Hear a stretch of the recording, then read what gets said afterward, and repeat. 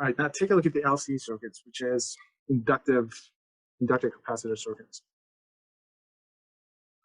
All right, one of the things that I want you to notice about this circuit, I don't see a battery inside of it. So what you do in essence is you're charging up the capacitor and then hook it up to an inductor.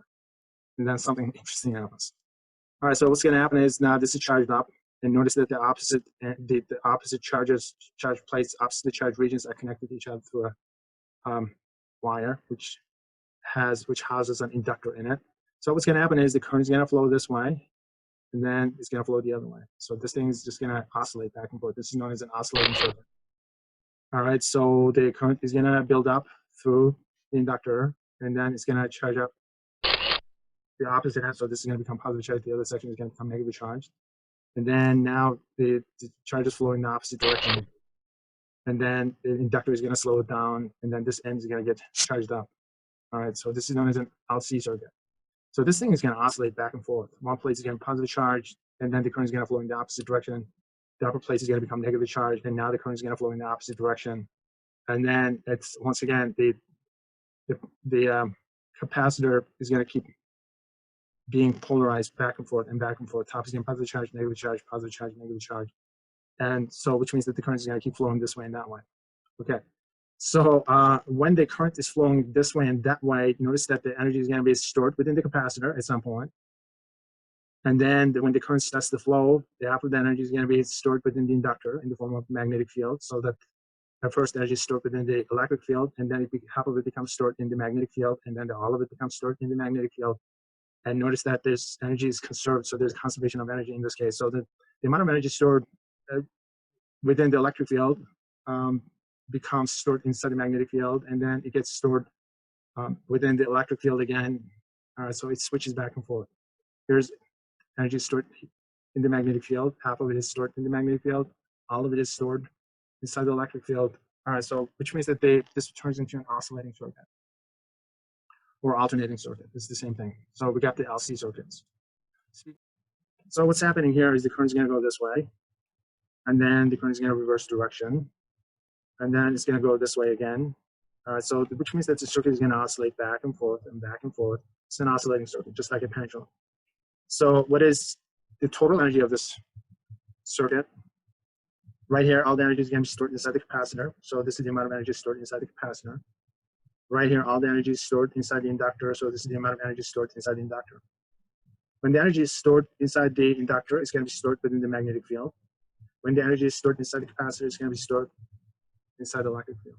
Okay, and I want you to notice that there's no resistor, so no energy is going to dissipate, and this circuit simply is going to oscillate back and forth forever. All right, so this is an idealized circuit that we're looking at. So which means that the total energy of the circuit is going to remain constant. So this represents the total energy of the circuit. There's no resistor, so energy does not get converted into heat. It's not going to dissipate. It's not going to, which means that there's no loss of energy. That's what it means. All right, so there's a cute little derivation, blah, blah, blah. Okay, so I'm not that interested in the derivation because this is going to turn into a second order differential equation, which is not relevant. But one of the things that you will learn when you guys take the second order differential equation, it's called second order differential equation because of the simple reason that notice that this is a second order derivative that you're looking at. When you have a second order derivative like that, and this is your linear term, and this is the second order derivative, the term before the linear term, Q is your linear variable. This term, the way it is always going to give you the square of the angular frequency of the system. All right, this is a mathematical thing. If you don't get it right now, it's not a big deal. We don't pull these things out of our asses in terms of the frequencies, this and that, and we certainly don't get them from space aliens. All right, this comes out of differential equations. The term that you're looking at in front of the net charge, the linear term of the second order differential equation, is always going to be related to the square of your angular frequency. So this is your angular frequency term, and this is the only thing that you're interested in. All right, so this is known as the natural frequency of a system, okay? Which means the natural frequency of a system is going to tell you how often this thing goes this way and that way and this way again and that way again on its own naturally. All right, how many times per second this thing is going to reverse direction. That's what it tells you. So larger the inductance value is, smaller the frequency is going to be. All right, so larger inductance means that it's going to be more resistive to the increase of current, or or yeah, it's going to, and the reduction of current. And larger the capacitance value is, the smaller the frequency is going to be. It's going to take longer for it to charge up. That's what it means. Okay, so that's one of the terms that I want you to know. Once again, over the weekend when you guys do the this is going to be next weekend, not this weekend. This is one of the formulas that you will be tested on. Anyway, so this equation says that the charge is going to build up as a cosine wave or sine wave, it doesn't matter. All right, build up of the charge, it's going to reverse direction, so it's going to build up and diminish, build up and diminish. That's what this says. All right, so by plugging this into this equation, you can come up with an expression for the amount of energy stored inside the electric field. All right, the amount of energy stored inside the electric field, once again, this is a square of the cosine that you're looking at, so this time it's going to look like this. And this is going to have an amplitude term. Amplitude is the maximum height that it's going to have. So this is the maximum amount of energy that you can store inside the electric field. All right, so you come up with an expression. So that is the maximum amount of energy that you can store inside the electric field, inside a capacitor.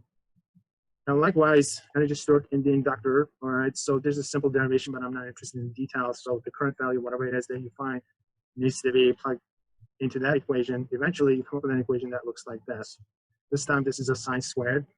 So what's happening is the charge is building up, going up and down, up and down. This is the charge. This is the maximum charge. Charge is building up. That's not what it means. That means that the energy is building up inside magnetic field, up and down between the maximum value and the minimum value. All right, so this is the amount of energy stored inside the magnetic field. This term is the maximum amount of energy that you can store inside the magnetic field. Once again, notice that it's the same as that value that we just discussed. Okay, so the maximum energy that you can store inside the electric field is going to be the same as the maximum energy that you can store inside the magnetic field. Both of them are the same equations. All right, and once these are kind of important in terms of the simple multiple choice task questions. All right, this is known as the RL. No, this one is the LC circuits. Okay, this is just the background stuff for the RLC circuits that we're going to get into next week. So which means that we will combine all three, the inductor, capacitor, as well as the resistors into your circuit. And it's going to turn into a really interesting exercise.